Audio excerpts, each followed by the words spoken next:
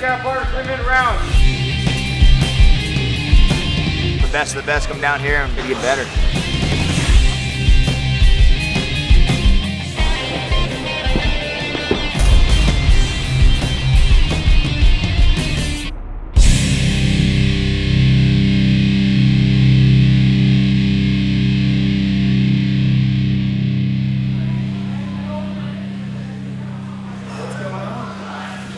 Monday morning, doing work.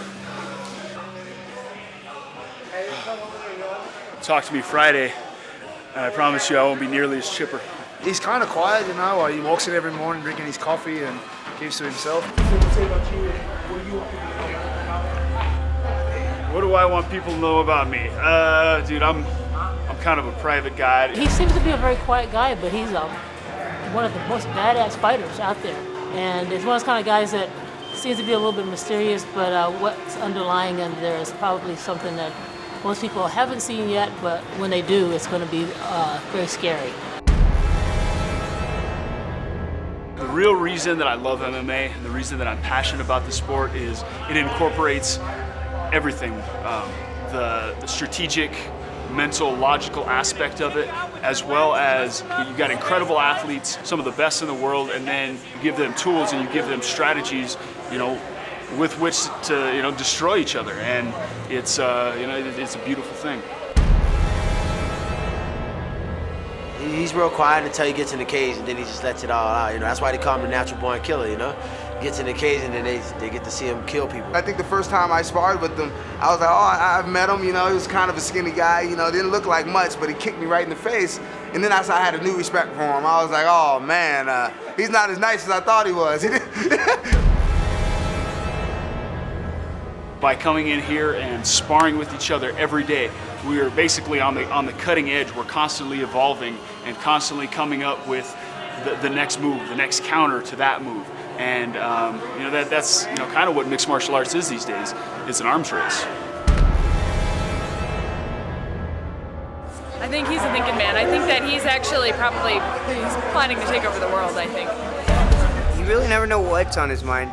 I often think that he's thinking negative, evil things, such as trying to take over the world. Like, he's more of a Stewie. Attention world leaders. I have 137 nuclear warheads trained on every capital city around the globe. The world is now under my control.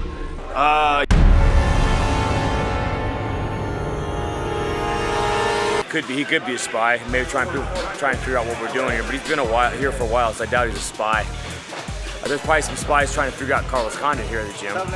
It's fun to have a guy like Carlos who's a veteran in the sport, that the sky's the limit for him. I'm super excited to be a teammate of his. I'm super excited to train with him. And man, I'm pumped for where he's going to go in the sport. We got her, and at the shelter they told us she was about 4 months old or so. Big puppy. Like, okay, it should be a medium-sized dog. And we lived in an apartment at the time. And we took her to the vet, and they're like, nah, she's about maybe 2.5 months old. She's gonna be a giant, which caused some problems at our apartment complex. He's definitely one of my favorite fighters to watch. So even before we were teammates, I got to watch him a lot and study him. Now I got the privilege of training with him every day, so it's pretty cool. It's fun.